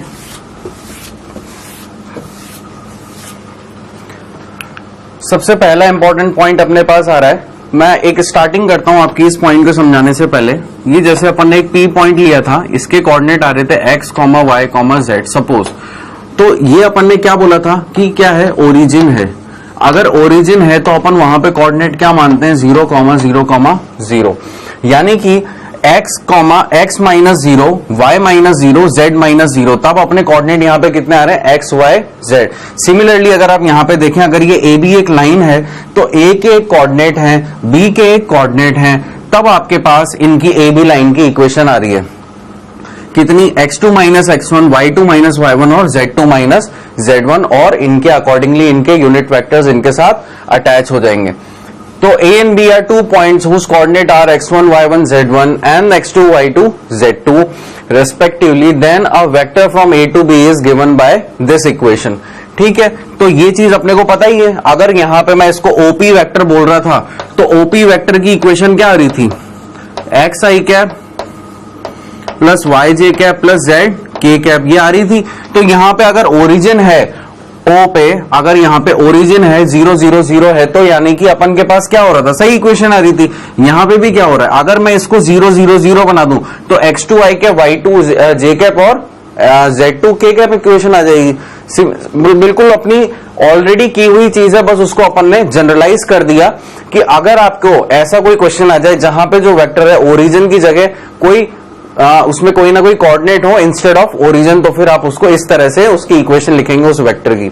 अच्छा, और यहां पे एक और चीज मैं आपको साथ के साथ ही बता दूं, अगर मैं इसको आर वेक्टर कह दूं तो या तो ए बी वेक्टर लिखूं डबल लेटर फॉर्म में, या फिर सिंगल लेटर फॉर्म में मैं इसको केवल आर वेक्टर भी लिख सकता हूं, तो वो भी सही होगा। तो पहला इंपॉर्टेंट पॉइंट अपना ये था। अगला पॉइंट देखते हैं, पढ़िए आप लोग अगला पॉइंट क्या लिखा हुआ है। A vector can be completely zero if all of its individual component is zero। इसका मतलब अगर आपको एक इक्वेशन दी हुई है, ये लिखी हुई है एक इक्वेशन, मेरे को लिखने की जरूरत ही नहीं है, a vector is equals to a1 i cap plus a2 j cap plus a3 k cap. यहां पे वो ये कहना चाह रहा है अगर a1 a2 और a3 वही जीरो है, यानी कि आपका जो कोऑर्डिनेट है, अगर सपोज ये आपका कोऑर्डिनेट था a1 a2 a3, ये इक्वेशन कब आई होगी, ये इक्वेशन तब आई होगी जब ये इस तरह से लिखा हुआ होगा। ठीक है, इसको मैं बी दे देता हूं। ठीक है, ये O से B लाइन है जिसपे A वेक्टर है और A1 A2 A3 उसके कोऑर्डिनेट आ रहे हैं और ओरिजिन है 0, 0, 0, तब जाके ये वाली इक्वेशन आई होगी। अब वो ये कह रहा है कि अगर ये कोऑर्डिनेट भी अगर 0, 0, 0 हो जाएं तो ये जो वेक्टर का ये क्या आएगा, 0 आएगा। भी बिल्कुल सही बात है, देखिए, और वाइस वर्सा भी ट्रू है। A vector is equals to A1 i cap plus A2 j cap plus A3 k cap. काफी अच्छे से ध्यान दीजिएगा क्योंकि जब एग्जाम में क्वेश्चन आएगा तब आपको कोई बताने वाला नहीं होगा। ये क्या कह रहे हैं कि A1 A2 और A3 अगर ये 0 हैं तो A वेक्टर क्या है, 0 है। भाई ये वाली बात तो हजम हो गई, लेकिन उसका वाइस वर्सा क्या, अगर आपका A वेक्टर आपको डायरेक्टली 0 दिया हुआ है तो इसका भी यही मतलब है कि आपका A1 भी 0 है, आपका A2 भी 0 है और आपका A3 भी क्या है, 0 है। तो वाइस वर्सा ये करेक्ट है। अगर A इक्वल टू 0 आ रहा है तो ये वाली चीजें सही हैं, अगर A1 A2 A3 0 आ रहा है तो भी ये क्या है, सही है। तो दोनों में से एक भी चीज अगर आपको 0 मिल जाए तो दूसरी चीज को आप अपने आप 0 कर सकते हैं। इतनी सी चीज लिखी हुई है आपके सेकंड पॉइंट में। ये दिखने में तो सीधी है, समझने में सीधी है, लेकिन जब अपन क्वेश्चन लगाते हैं तो अपन इसको भूल जाते हैं और अपन अपना आंसर गलत कर देते हैं। तो इस चीज को याद रखिएगा, ठीक है। If a equal to 0 then it is possible that a1, a2 and a3 are also 0। अगला पॉइंट देखते हैं अपन,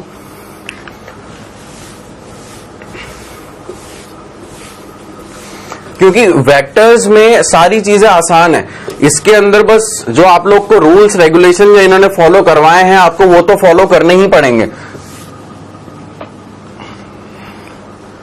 अगला क्वेश्चन अपना अगला पॉइंट आ रहा है, important point, question point number 3, जो कि क्या है, if two vectors are equal then their individual component are also equal. इसका कहने का क्या मतलब है, देखिए ये इसने एक वेक्टर दे दिया a वेक्टर और इसने एक वेक्टर दे दिया b वेक्टर। ये कह रहा है कि अगर a और b वेक्टर आपस में इक्वल हैं तो जो उनकी इंडिविजुअल जो ये कंपोनेंट आ रहे हैं a1, a2, a3, b1, b2, b3 ये भी क्या होंगे, इक्वल होंगे। भाई जब 0 हो रहा था, जब तुम्हारे बुरे में साथ दिया तो सुख में भी साथ देने वाली बात हो गई ये तो, कि जब a 0 हो रहा था तो a1, a2, a3 भी 0 हो रहे थे। अब a1 b1 के बराबर हो रहा है तो a वेक्टर भी b वेक्टर के बराबर हो रहा है। तो नॉर्मल सी चीज है ये। अगर ये भी इक्वल है तो इनके मैग्नीट्यूड भी इक्वल होंगे। उसके मैग्नीट्यूड को अपन ने इस तरह से लिख दिया और बी के मैग्नीट्यूड को अपन ने इस तरह से लिख दिया, ठीक है। इसको मैं भी आपको एक बार लिख करके बता देता हूं। यहां पे a1 i कैप ये एक इक्वेशन है, तो इसका ये वेक्टर इक्वेशन है, तो इसका मॉडुलस आपका कितना हो जाएगा या फिर मैग्नीट्यूड कितना हो जाएगा,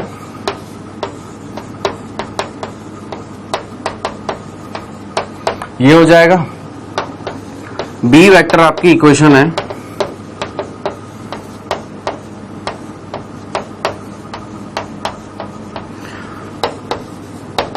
तो इसका मैग्नीट्यूड आपका कितना हो जाएगा, b1, b2 प्लस b3 तीनों का स्क्वायर और अंडर रूट में, ठीक है।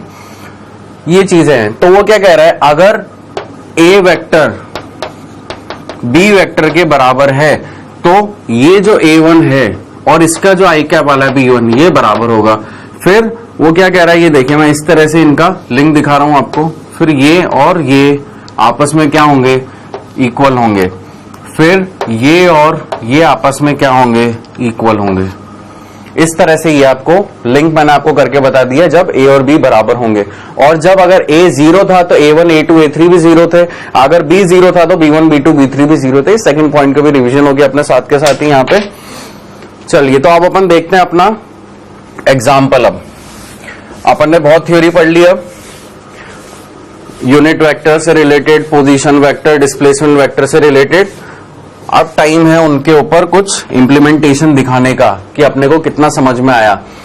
तो अब अपने पास क्वेश्चन है, a particle initially at point A, और ए के कोऑर्डिनेट अपने पास कितने दिए हुए हैं, 2, 4, 6, moves finally to the point B. यानी कि यार देखो कुछ ऐसा हो रहा होगा, ये ए पॉइंट है, ये बी पॉइंट है, यहां पे है 3, 2, -3 और ए पे कितने हैं 2, 4, 6, कुछ ऐसा है।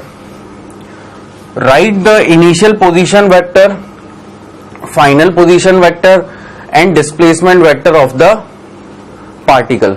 तो इसका अपने को अगर उसके मतलब इक्वेशन लिखनी है अपने को पोजीशन वेक्टर की, तो अपन कैसे लिखेंगे, देखिए सबसे पहली इक्वेशन तो इसकी क्या हो जाएगी, इनिशियल पोजीशन वेक्टर की, इनिशियल पोजीशन वेक्टर। इसकी इक्वेशन देखिए यहां से चल के यहां आया है, तो यानी कि ये कितना हो जाएगा, 2i cap plus 4j cap plus 6k cap, ऐसा लिख सकते हैं अपन। फिर अपन इसकी लिखते हैं फाइनल पोजीशन वेक्टर की इक्वेशन, वो कितनी हो जाएगी, 3i cap plus 2j cap minus 3k cap, इसकी अपन ने लिख दी। अब इनके बीच का डिस्प्लेसमेंट, अगर मैं इसको a मान लेता हूं इसको, ठीक है, और मैं इसको b वेक्टर कह देता हूं, ये a वेक्टर यानी कि इनिशियल पोजीशन, b वेक्टर यानी कि फाइनल पोजीशन। अब ये बोल रहा है मेरे को डिस्प्लेसमेंट बताओ, तो अगर मैं डिस्प्लेसमेंट को r वेक्टर से, इस पूरे वेक्टर को मैं r वेक्टर से अगर डिनोट कर दूं तो r vector is equals to क्या हो जाएगा, b vector minus a vector. Displacement को अपन ऐसे ही दिखाते हैं। तो यहां पे मैं क्या लिख सकता हूं, R vector is equals to B vector minus of A vector, इस तरह से मैं लिख सकता हूं। तो अब देखिए मेरा आर वेक्टर कितना हो जाएगा, बी मेरे पास कितना आया 3i cap plus 2j cap minus of 3k cap minus A vector वो मेरा कितना है 2i cap plus 4j cap plus 6 of k cap. तो अब मेरे को क्या करना है, आई वाली टर्म्स एक साथ रखनी है, जे वाली टर्म्स एक साथ रखनी है और के वाली टर्म्स एक साथ रखनी है। देखिए सेम कलर के जिससे मैं सर्किल कर रहा हूं वो आपको एक साथ रखनी है, इस तरह से अपने को ये लेकर के चलना है। तो अब देखिए कितना हो जाएगा 3i माइनस 2i, तो कितना हो गया i कैप, फिर 2j और माइनस ऑफ 4j, तो माइनस ऑफ 2j हो गया, minus 3k plus 6k, so plus 3k। तो ये अपना डिस्प्लेसमेंट वेक्टर की रिक्वायर्ड इक्वेशन आ गई। सारी चीजें अब अपन ने कैलकुलेट कर ली हैं। ये अपना क्या हो गया displacement vector.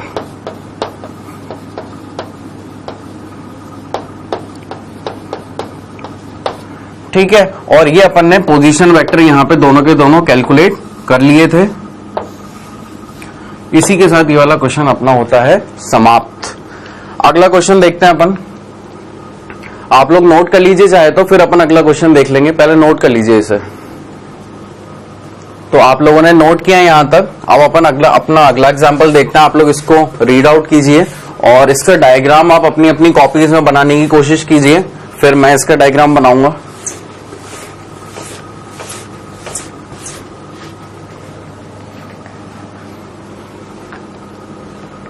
A particle has the following displacement in succession, means एक एक करके हो रहे हैं। सबसे पहले तो वो 12 मीटर ईस्ट चला, तो अब आपको नॉर्थ साउथ ईस्ट वेस्ट पता ही है, आप कह सकते हैं कि 12 मीटर ये इधर चल गया ईस्ट में। ठीक है, ये आप इसको मैग्नीट्यूड को अपने हिसाब से लगा लीजिएगा। फिर 5 मीटर वो चला नॉर्थ में, यानी कि ईस्ट से फिर नॉर्थ में गया वो, यहाँ पे 5 मीटर ये आ गया north. Then 6 metre vertically upwards, यानी कि अब यहां पे बच्चे गलती करेंगे। 6 मीटर वर्टिकली अपवर्ड्स का मतलब यहां पे आके वो खड़ा हो चुका है। वर्टिकली अपवर्ड्स का मतलब परपेंडिकुलर, यानी कि अब वो क्या इतना डिस्टेंस चला है 6 मीटर। ये जो बाहर की तरफ डिस्टेंस आ रहा है ये कितना है 6 मीटर। तो ये तो अपना एक्सप्रेशन वाला फॉर्म आ गया। अपन पहले कितना चले थे एक्सप्रेशन निकालते टाइम 4, फिर 2, फिर 5, तो ये भी वही चीज है, पहले 12 फिर 5 और फिर बाहर की तरफ 6। तो अब देखिए ये यहां पे कहीं पे आकर के मान लीजिए रुक गया होगा, ये ऐसे यहां पे कहीं पे आके रुक गया। अब ये जहां आकर के रुका वहां से लेकर के और यहां तक का जो एक अपना वेक्टर बन रहा होगा, अपने को उसकी इक्वेशन लिखनी है। तो अपन कैसे लिख सकते हैं उसको, 12i cap plus 5j cap plus 6k cap, ये अपन इसकी इक्वेशन लिख सकते हैं। तो अपन इसको डायग्राम से ऑब्जर्व करने की कोशिश करें।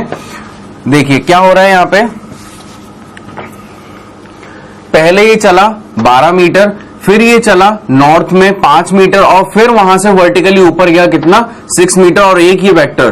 तो इसको आप 3D में आपको इसको इमेजिन करना होगा कि ये किस तरह से चला है। चलिए, तो अब अपने को क्या करना है, इसमें डिस्प्लेसमेंट ही फाइंड आउट करना है। यानी कि अपने को अगर मैं इसको ओ वेक्टर कह दूं और इसको मैं कौन कौन सा अपने पास है नहीं है, ठीक है, इसको अपन नॉर्मली डी वेक्टर कह देते हैं डिस्प्लेसमेंट के लिए। ठीक है, डी वेक्टर अपने को फाइंड आउट करना है। तो कितना हो जाएगा अपना डी वेक्टर को मैं कैसे लिख सकता हूं, ये वाला जो पोजीशन हो गया इसके कोऑर्डिनेट क्या हो गए 12, 5, 6। अगर ये इसके कोऑर्डिनेट हैं तो इसकी इक्वेशन क्या हो गई 12i cap plus 5j cap plus 6k cap. ये इसकी अपन ने इक्वेशन लिख ली। अब अपने को क्या करना है, मैग्नीट्यूड फाइंड आउट करना है। अगर ये आपके पास वेक्टर आ गया है तो इसका मैग्नीट्यूड क्या होगा, अंडर रूट ऑफ बोलते हैं एक एक करके 12 का स्क्वायर प्लस 5 का स्क्वायर प्लस 6 का स्क्वायर। ठीक है, तो ये अपन अगर कैलकुलेट करें अंडर रूट ऑफ 12 का स्क्वायर 144 प्लस 5 का स्क्वायर 25 प्लस 6 का स्क्वायर 36, 200 समथिंग कुछ आएगा। देखिए कितना होता है आपका ये 5 और 6 11 का 1 और ये आ गया प्लस 4 5। ठीक है, और फिर अपना 6, 6 3 9 और 1 10 यानी कि 205 अंडर रूट ऑफ 205 ये आपका क्या आ गया, मैग्नीट्यूड आ गया। इस क्वेश्चन का आंसर अपना क्या हो गया, अंडर रूट ऑफ 205। अब अपन अगला क्वेश्चन देखते हैं।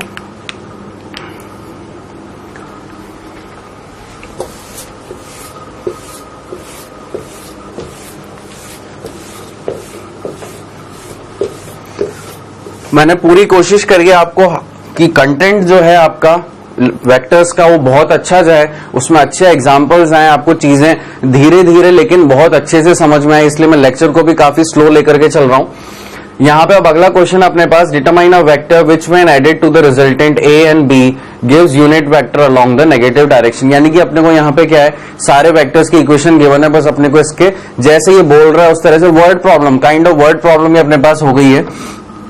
तो देखिए ये बेसिकली रिजल्टेंट पे भी डिपेंडेंट कर रहा है। यहाँ पे एक वर्ड आ रहा है रिजल्टेंट, तो ये अभी तक अपन ने देखा नहीं है, बट क्या होता है जैसे एक वेक्टर है और ये एक वेक्टर है, तो अगर इनका रिजल्टेंट मैं इसको कह दूं ये ए वेक्टर है और ये बी वेक्टर है, तो इनका जो रिजल्टेंट होता है आर वेक्टर वो इनके सम के बराबर होता है। रिजल्टेंट इज बेसिकली एडिशन, तो आप लिख सकते हैं R vector is equals to A vector plus B vector, ये रिजल्टेंट का मतलब होता है।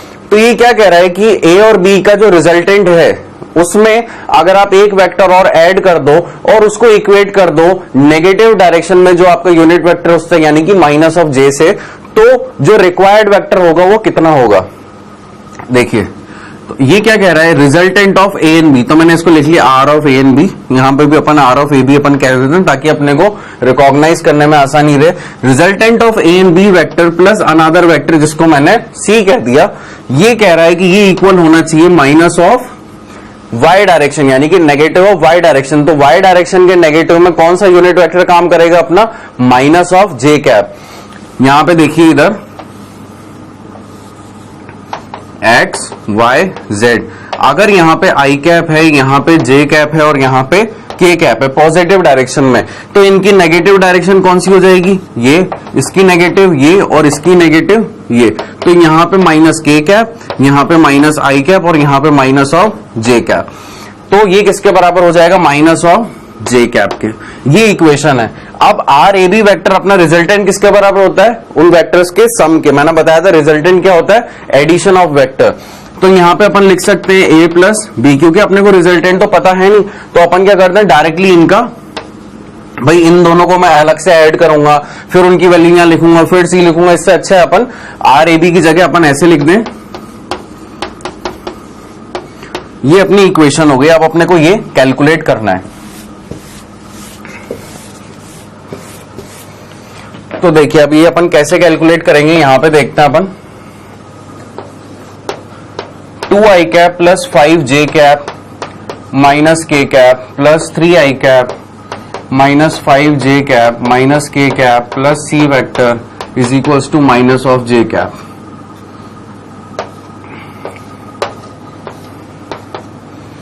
ठीक है, ये अपन ने अपनी इक्वेशन लिख दी। a और b अपने को गिवन थे और ये माइनस ऑफ j कैप है। ठीक है, इस तरह से ही लिखा हुआ है। तो अपन क्या करें, इनको लाइक वालों को तो ऐड कर दें, आई वालों को आई के साथ, जे को जे के साथ और के को के के साथ, और फिर अपनी इक्वेशन आ जाएगी। तो कितना हो गया, 5 of I cap plus 5j minus 5j, कितना हो गया, तो कैंसिल आउट हो गए। तो इनको अपन यहां पे कैंसिल कर देते हैं। फिर माइनस ऑफ के, तो ये कितना हो गया, minus of 2k cap plus C vector is equals to minus of J cap.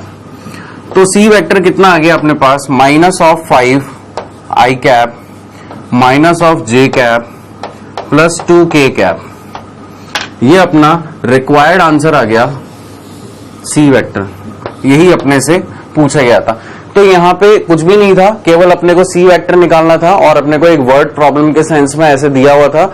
जो काम की चीज थी वो क्या थी, रिजल्टेंट। रिजल्टेंट अभी मैंने आपको ब्रीफली बताया, बट अभी अपन इसको अच्छे से देखते हैं। तो यहां तक की चीजें आपको समझ में आई। अब अपन देखते हैं रिजल्टेंट वेक्टर क्या होता है। तो देखिए यहां पे आप लोग रीड आउट कीजिए, तब तक मैं इस क्वेश्चन को रब कर देता हूं।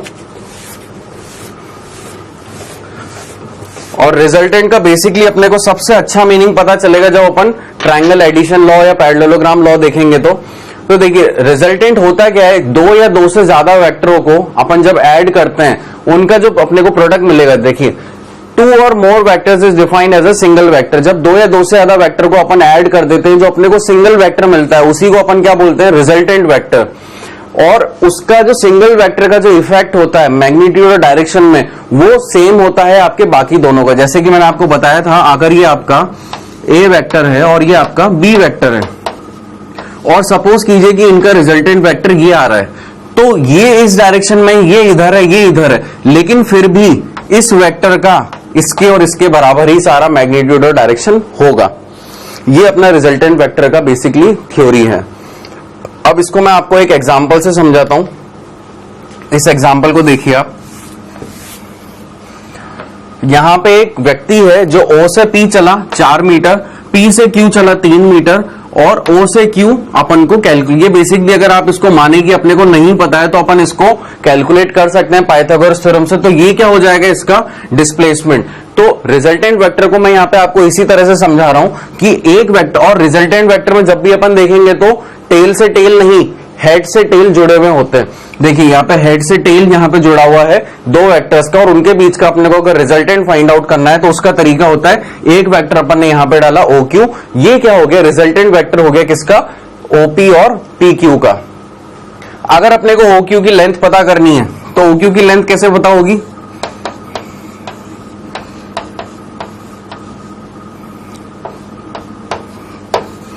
क्या मैं अगर ऐसे कर दूंगा तो मुझे OQ मिल जाएगा, तो मेरे को OQ कितना मिलेगा, अंडर रूट ऑफ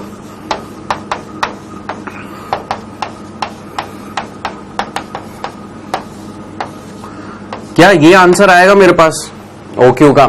लेकिन ये तो सिर्फ OQ लाइन की वैल्यू आई है। अपने को वेक्टर के साइंस में अगर इसको रिजल्टेंट के फॉर्म में अगर मुझे लिखना हो तो मैं इसको कैसे लिखूंगा, OQ vector is equals to PQ vector plus OP vector.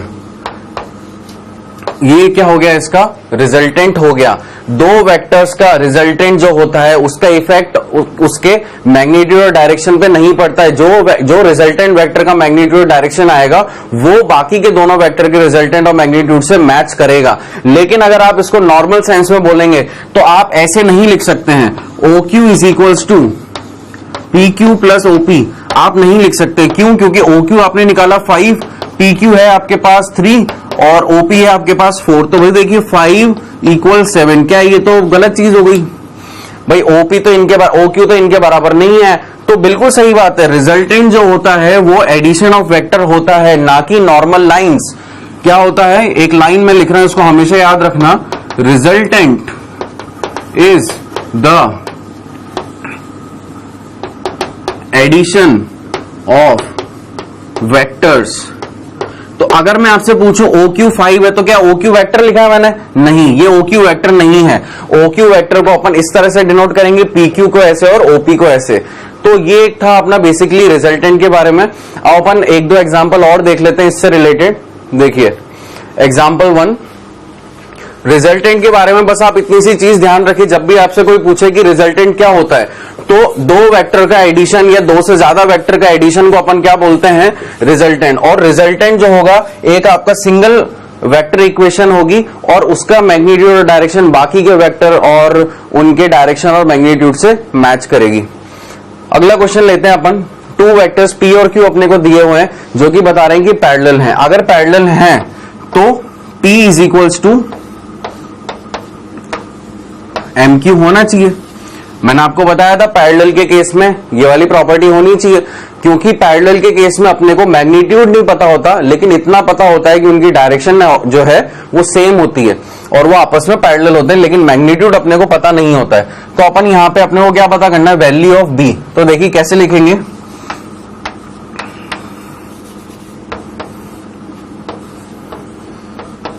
Plus 2K cap. ये अपन ने P की इक्वेशन लिख ली। अब इसको अगर मैं इक्वेट करूं Q से, तो Q की क्या इक्वेशन है, I cap minus J cap plus K cap, ये इक्वेशन है। तो देखिए अगर M I cap minus M J cap plus M K cap, और ये क्या होंगे आपस में इक्वल, यानी कि एम आई कैप कितने के बराबर होगा, 2 आई कैप के बराबर। तो यहां से एम कितना आ गया 2। फिर अगला देखिए minus of B J cap, ये कितने के बराबर होगा, minus of M J cap के बराबर। ठीक है, तो यहां से अपना m कितना आ गया, सॉरी m जे कैप के बराबर होगा, तो यहां से अपना m कितना आ गया, माइनस ऑफ b आ गया। तो m अपना कितना था 2, तो b अपना कितना आ गया, माइनस ऑफ 2। इसी तरह से c कितना, ये अपना ये कितना हो जाएगा, यहां पे 2 k कैप, अगर m को अपन यहां पे रखें तो अपने को फाइनली b की वैल्यू फाइंड आउट करनी थी, जो कि अपनी कितनी आ गई, माइनस ऑफ 2। ठीक है, और अगर आपको ये फॉर्मूला नहीं भी पता होता तब भी आप इजीली कर लेते, क्योंकि पैरेलल लाइंस की इक्वेशन, पैरेलल वेक्टर्स की इक्वेशन बहुत इजी होता है। देखिए यहां पे सब चीजें थी, यहां पे केवल 2 अगर कॉमन ले लो तो ये वाली इक्वेशन आ रही है, सीधी सी बात है। 2 अगर मैं कॉमन ले लूंगा तो वो इक्वेशन आ जाएगी, तो यानी कि बी की वैल्यू क्या होनी चाहिए यहाँ पे, -2, सीधा सा आंसर था।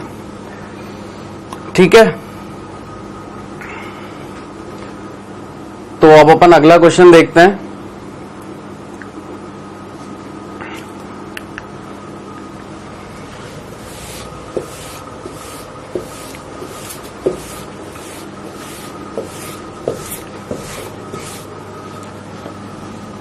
एग्जाम्पल है अपना ये, यहां पे अपने को 1, 2 और 3 यानी कि 3 अपने को इक्वेशन दी हुई, तो कितने होंगे, 3 कोऑर्डिनेट अपने पास हैं, कोप्लेनर वेक्टर ये अपने आप को बता रहे हैं, तो अपने को y की वैल्यू जो है फाइंड आउट करनी है।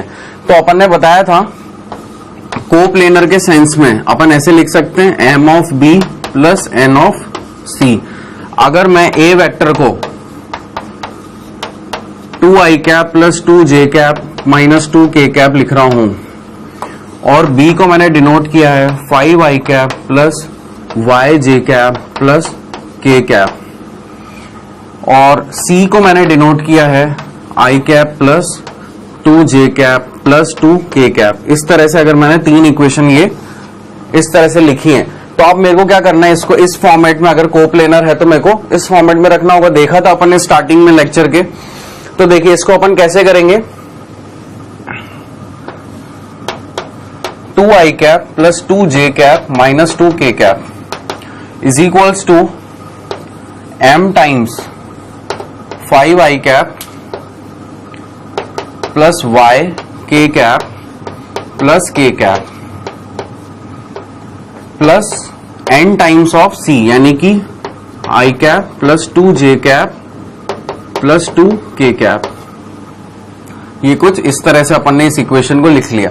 अब अपन क्या करें कि अगर अपने को y की वैल्यू फाइंड आउट करनी है तो अपने को m और n की वैल्यू क्या होनी चाहिए, पता होनी चाहिए। अगर अपने को m और n की वैल्यू पता है तो अपन y को इजीली फाइंड आउट कर सकते हैं।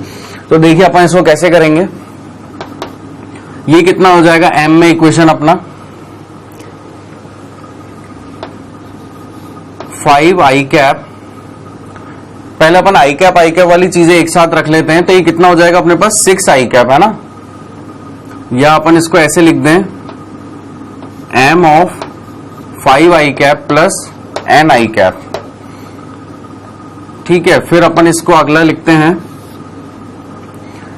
my k कैप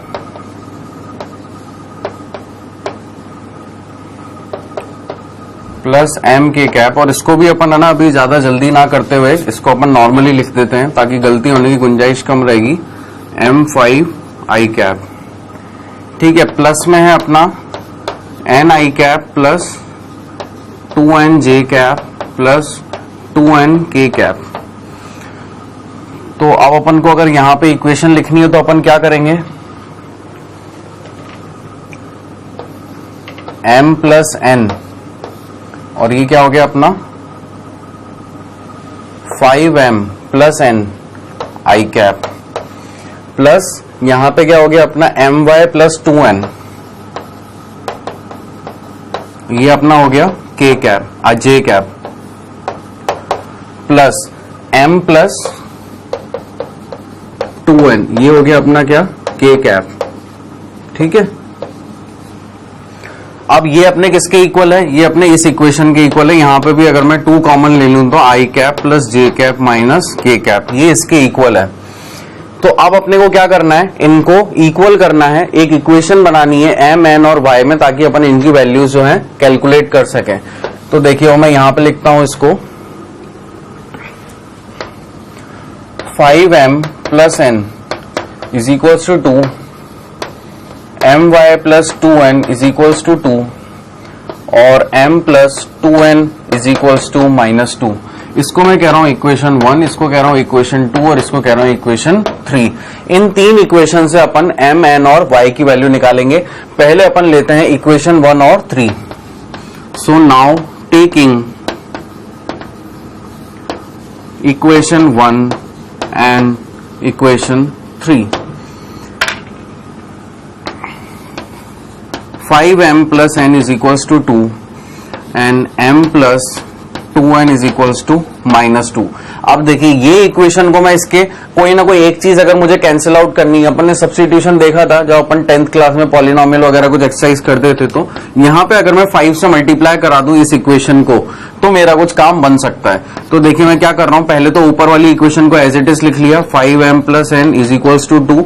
यहाँ पे अब मैंने 5 से मल्टीप्लाई करा दिया, तो ये कितना हो गया, 5m plus 10n is equals to -10। अब अपन साइन चेंज कर देते थे, पता ही है आप लोग को, तो ये तो देखिए कैंसिल आउट हो गया। यहां पे क्या बचा, -10 और प्लस का n, ठीक है, यानी कि प्लस का 1, तो कितना हो गया -9n। यहां पे 10 है प्लस का और ऊपर 2 भी है प्लस का, तो ये कितना हो गया 12। तो n कितना हो गया आपका 12/9, जिसको अपन क्या लिख सकते हैं, 3 की टेबल से अगर मैं इसको कैंसिल आउट करना चाहूं तो 4/3। तो n की वैल्यू आ गई अपनी कितनी, 4/3। अगर n की वैल्यू अपने पास आ गई है तो अपन साइमल्टेनियसली m को भी कैलकुलेट कर सकते हैं। तो देखिए मैं उसको यहां पे कैलकुलेट करता हूं, इस इक्वेशन में रख के, या कोई सी भी इक्वेशन में रख सकते हैं।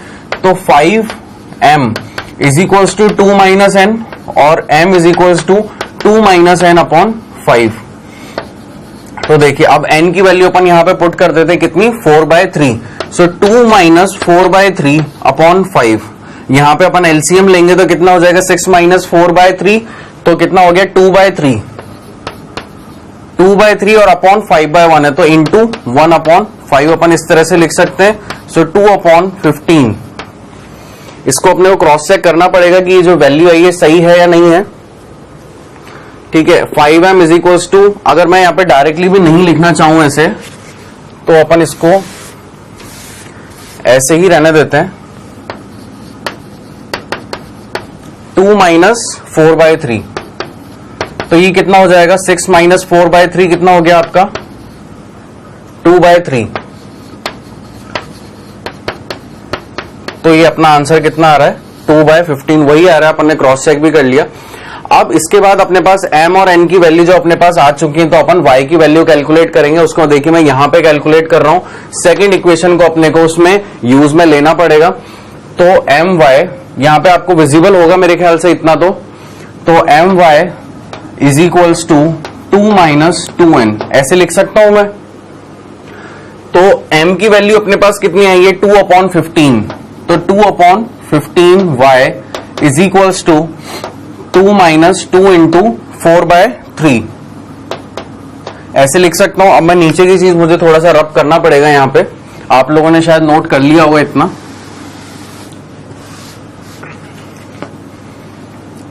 ठीक है। तो ये अपन ने इतनी इक्वेशन लिख दी। यहां पे देखिए कितना हो रहा है,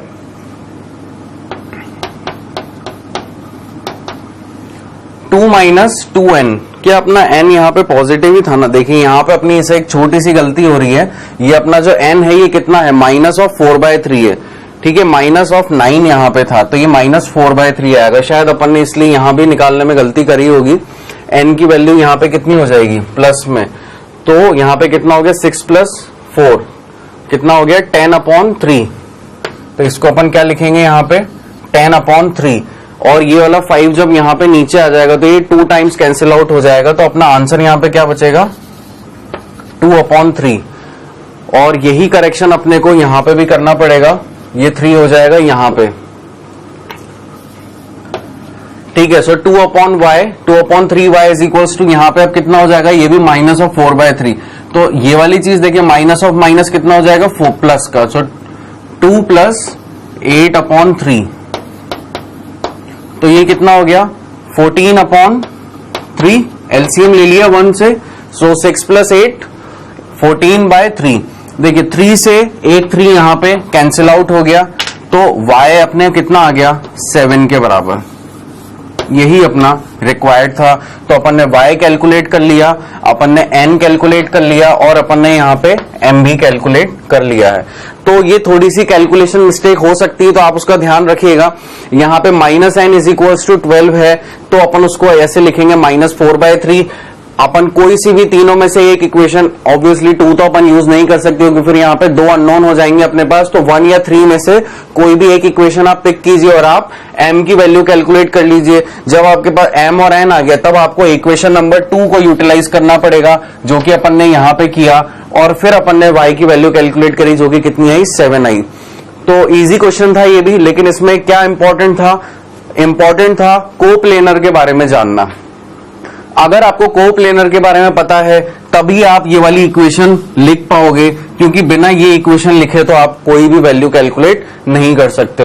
ठीक है, आज के लेक्चर में अपन इतना ही पढ़ेंगे और फिर अपन नेक्स्ट लेक्चर से एडिशन ऑफ वेक्टर स्टार्ट करेंगे। तो आप लोग इस पे अच्छे से ध्यान दीजिएगा और एक्सरसाइज के क्वेश्चन लगाना स्टार्ट कर दीजिए, क्योंकि अब तो आप उसमें लगा सकते हैं क्वेश्चन। बाकी जो भी होगा अपन देखते हैं नेक्स्ट लेक्चर में। So thank you for today's lecture, hope you will enjoy your learning part.